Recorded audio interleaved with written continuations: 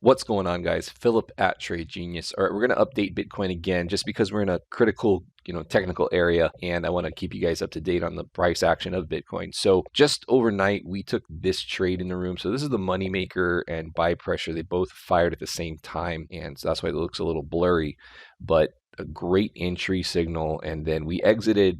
So we got in after it fired, and we exited on this big bar here. And now we're waiting around, and we'll talk about the price action going forward here from this point. But these are pretty effective indicators. If you are interested in getting in the room with us, head over to tradelikeagenius.com, and if you want to chat, you can online. Otherwise, if you want to get into the room, it's $299 for the year.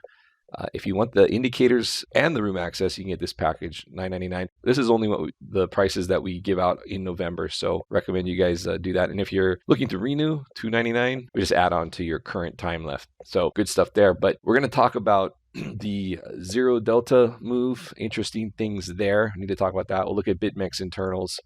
And we're going to look at long term. I want to talk about this point of control. And also I want to show you guys some key VWAP levels in this area that you need to be aware of. And we will look at the crypto fear and greed and the Tide.io sentiment charts too as well. See how those updated. All right, guys, let's dive into this video. Trade Genius. All right, guys, the liquidity zone of death, essentially what happens, in the way that Bitcoin trades intraday, okay, it shows shorter time frame stuff, is you get these highs, right? And you can see where we just tapped into that high, but really there's more liquidity up here. And so I don't think this is done to the upside. So look, I'm looking at lower time frames right now. I'm looking at the indicators to see what they say. This was a nice move because the stochastics had reset and started to turn up. Now you can see they're topping out, right, and rolling over. So we'll see if the stochastic, the main red line here, stays pegged up and then the stochastic RSI drifts down. Then that's probably going to be a viable pullback, and this thing does move higher up into this zone. But this is where I'd be looking to set up some shorts around this 7,500 area. I think that's going to be a good risk reward there. Now, zero delta is in the sell the rip mode. So essentially how this works is once we turn red, you basically fade the first move to the slower moving average. And then what we look for is a break of that. And then you fade the first move to the weighted moving average 65. So fade the first moving average, which is actually the faster moving average, WMA 20, and then the WMA 65. We got the zero delta bounce that we were talking about, and so that's off to the races. Now we're going to see if the bulls have legs. What should happen is this back test above this moving average should now hold, and we get a move up toward this slower moving average. Right now it's at 7,532. That's going to come down in price a little bit here, probably down toward 7,500 or lower by the time this comes up here. And so again, kind of goes hand in hand with that liquidity zone that we talked about, which is above these highs here. I think it's juicy for a short there. The internals at BitMEX, so the funding is negative and the expected or predicted funding rate is still slightly negative too. That's these black dots. So the shorts can get squeezed a bit here, so I like the idea of another move up here and then getting short above 7,400 to 7,500. If you guys look to in this move down, this line here represents the point of control. So the point of control is the highest amount of volume at a certain price. And I'm looking at the BitMEX perpetual contract because this is where a lot of the more savvy traders are trading the Bitcoin futures, and BitMEX has been around since 2014. And I'm looking, and the point of control here is at 64.15, and we got down to 65.16. So pretty close to tapping that level, and we did get into this volume node a bit. So as far as a back test of this support area here that was support flipped to resistance, and then we mowed right through it. And usually when that happens, when we get away from it for a while, you will get a back test.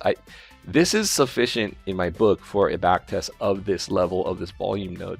So this does make this last down wick move a potential bottom candidate. And the reason why I like it there as a bottom candidate is because no one's talking about the bottom being at 65.20 or 65.26. Nobody's talking about that. You're hearing 6,400, 6,100 into the 5, looking through this volume node here at 50, the 52, 5,300 area. They're not looking at this. And a lot of times that's areas like this will become the bottom just because the market's not looking at that particular level. And that's where they seem to find their bottom. So that's a potential candidate due to that fact. It's like counter the herd mentality. This is the yearly VWAP, and if you notice, that was support, broke through it.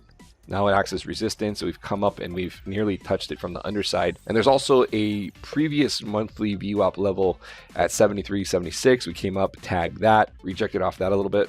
And you'll notice the daily stochastics. We talked about this where they're coming down real tightly grouped, and we were looking for that move up on the stochastic. We're starting to get that. So again, another reason why I think we could bounce from this level. And ultimately what we would be doing is looking at, if we look at the daily chart over here, you'll notice, guys, again, we're still stuck between those fib zones, right? But if that's the case, and you'll notice the grouping here very tight, starting to hook up, that's what we like to see. This is the type of price action we would like to see on a potential bottom here. And we look for a move, back up into this down channel. But you're going to have a bit of resistance at that 8100 area. We talked about that weekly block in there around that 8150 mark is where you're probably going to see a lot of shorts come in. But again, right now what we're looking for short term is just to see that this up move holds, pulls back to now what we're looking for as support, and then a move higher short term. So just be aware of what this potentially can be here and the upside move from here. Okay, so clearing the VWAP level 7500 in that realm, getting above that is probably going to bring us to the 8K area. The Tide.io, as you can see, sentiment is bouncing. Never really got too bearish other than this point here where we got below. I mean, this is a level that we like to see, and then it rebounded and actually bottomed with the price here, but then price rolled over, and the next subsequent reading down was only down to about 30, above 32. So we didn't get, the crowd was not as bearish as it was down here. And I think part of that was because, as we talked about in the previous video, this dead cat bounce, some people, I think people were expecting we'd probably see a lower low. But to me, remember I said, if we come down, we peekaboo low, and then we reverse right away, that's bullish. That's exactly what we got here. Again, so this is why I'm also saying this could be a candidate for a bottom. And then crypto fear and greed, guys. Remember we said we were at 20, 21, now we're at 17. Generally, I like to see a 16 or lower and then a move up. This will print higher unless we just lose everything today, but it doesn't look like that's going to happen. So midnight tonight, this is probably going to print back about 20. And this is the area where we look for bottoms in regards to how crypto and fear and greed calculates those things. So I like what we saw here on the index for a bottom as well. Looking at the on-chain data, remember this is NVT and we lost the cross. It looked great here and it rolled over, so that's over. We'll take note if this crosses back up again, kind of losing the trend line 2 here as well for support.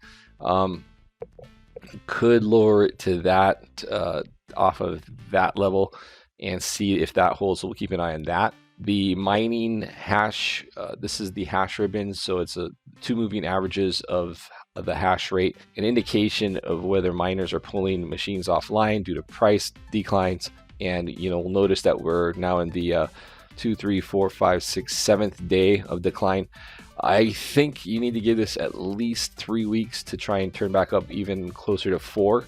And once this does cross back up and this green average gets above this darker colored average, then usually that's a high percentage play to get long. And we're talking like big returns from that level. That's a long-term ad. So we're going to keep tabs on this. GBTC, if you guys are looking at GBTC as something that you want to have exposure in your stock portfolios on exchanges like TD Ameritrade, E-Trade, stuff like that, I just want you to be aware that premium is relatively high relative to the range that we've been in. You'd rather be picking up GBTC when things are pulling back, but your premium is down, toward 25 is kind of fair value for GBTC these days. Anything that gets dipped into the green is just a buy. You just add to your holdings on GBTC when that happens. That's usually retail's capitulating. We're not seeing that here, which is interesting. They are not capitulating. They are buying this dip and they're not giving up. So that is interesting. But if I saw GBTC holding over price, usually on this overlay, if you start seeing the overlay holding above price, that's actually a leading indicator for a higher move, that they're not giving up. So a lot of times what will happen, this usually will roll over, but if it does not roll over and it sustains and it starts moving into the next range, above 36 is just a flat sell. You can just pretty much just sell there and you will be able to buy back lower.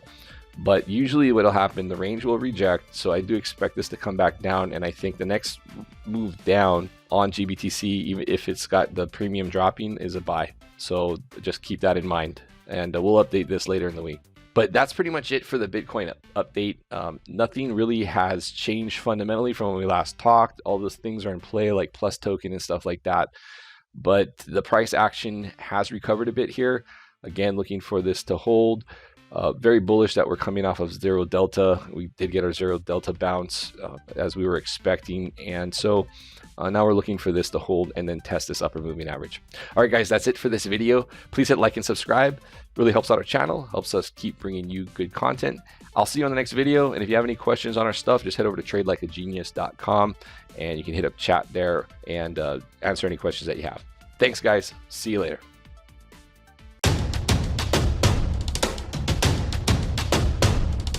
Trade Genius.